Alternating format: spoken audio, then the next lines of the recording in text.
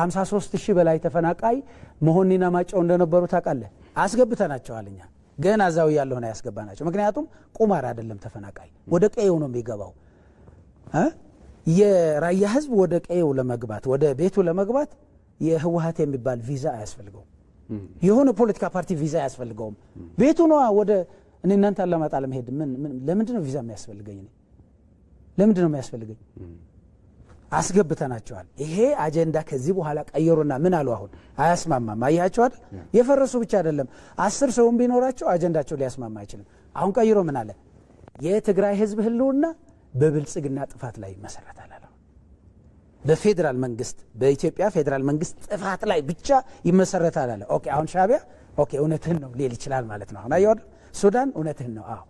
ሱዳን ስለህ አንዱ ፓርቲ ማለት ነው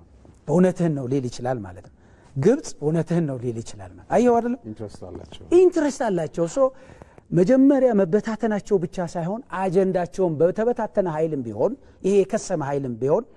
አጀንዳ የሚያሰባስብ የለውም ጥቂት እንኳን ቢኖር ያንን ጥቂት ወደ አንድ አምጥቶ ሲነርጂ ሊፈጥር የሚችል አጀንዳ ማልነበራቸው አሁን ሌላ አጀንዳ ፈጠሩና በቃ አዎ ሻቢያም ልክ ነው ይላል አብይን ካላጠፋው ይላል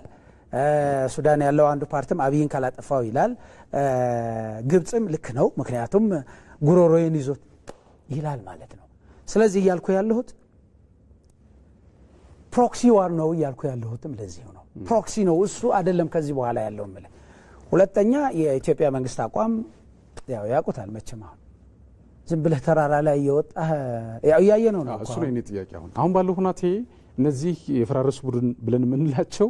የኢትዮጵያ መከላከያ ሰራዊትን አቅም መቋቋም የሚችል አቅም አላቸው ወይ ነው እኔ አሁን ምክንያቱም አሁን ቴክኖሎጂ መሰረት ያደረገ ነው ያልኩ ያለው አቅምም ሰብስታንስ የላቸው ነው ማለት አሁን ለዛ ኮነ ፕሮክሲ ኮ ያልኩ ያለው አሁን ፋኖ ተዋግቶ ወይ ሊረብሽ ይችላል ይሆን ኃይልኩ እኔ ረብሽ ይችላል 10 ሰው ይዤ ወጥቼ አይቾው ማለሁ እንዴት ነበር እንትረብሽም አይቾዋለሁ 20 ሰው 30 ሰው ይዤ መጥቼ መንገድ ላይ የሚንቀሳቀስ ትራንስፖርት አግቼ ኬላ ሰርቼ 50 ብር 100 ብር ቀምቼ ቢዝነስ ሰርቼ ኢትስ ቢዝነስ ባይ ዘ ወይ ቢዝነስ ሰርቼ ልምጣ እንዴ ነው የሚባለው አሁን እውነቱን ንገረኝ ካልከ ቢዝነስ ሰርቼ ልምጣ እንዴ ነው የሚባለው ከዛ ሄድና ከከተማ ጠበንጃ ይዛል የተወሰነ ቢዝነስ ይሰራል ከዛ ተመልሶ ወደ አይ በቃኝ ብሎ ወደ ከተማ ይገባል እንዲህ መስራት ይችላል በሰው ህይወት ቢዝነስ ይሰራል ማለት ነው ሹር ምን ጥያቄ ያለው ምንድነው እንደ ይሄ ቡድን ያደርጋል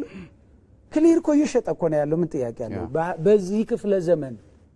ተጋሩ የተዋር እንደዚህ አላቀም እንግዲህ እኔ ባለሁበት ሁኔታ እንደዚህ ክፍለ ዘመን ተጋሩ የተዋረዱበት ጊዜ የለም ይያልኩ ያለው ነው ተጋሩ የተሸጡበት ጊዜ አላቀም አሁን ግን ፕራክቲካሊ እየሸጠ ነው እየሸጠ ብቻ አይደለም ሱዳንን መሄድ ይችላል እዛ ያለው የተሸጠው ኃይል ምን እየደረሰበት ነው እኔ ከምተነትነው እነሱ ቢሉት ይሻላል ማለት ስለዚህ ያልኩ ያለው አንደኛ የተበታተነ የከሰረ ኃይል ነው ይሄ ኃይል የከሰረ ኃይል ደግሞ ከከሰረ ኃይል ጋር ሊገናኝ ግድ ነው ምን ጓደኛ ያገኛል ታዲያ የኛውን ስትራቴጂክ አድቫንቴጅ ከሱ ጋር ሆኖ ለማሳካት ሊቀርብ አይችልም አንደኛው ይሄ ነው ማለት ሁለተኛው ኢትዮጵያን ለመረበሽ የተጀመሩትን ስራዎች ወደፊት እንዳይሄዱ ለማድረግ ተስፋዋን ለማጨለም ካልሆነ በስተቀር ከኢትዮጵያ መንግስት ጋር ሆነ የተደራጀ የመከላከያ አቅም ያለው ከዛም በላይ 130 ሚሊዮን ህዝብ ያለው እነዚህን ኢንትረስቶች ደግሞ የ130 ሚሊዮን ህዝብ ኢንትረስቶች አኮሞዴት ለማድረግ ጥረት ያደረገ ያለ መንግስት በእነዚህ በከሰሩ ኃይሎች ይዳከማል ወይ ብዬ አላስብም አይ ዶንት ቲንክ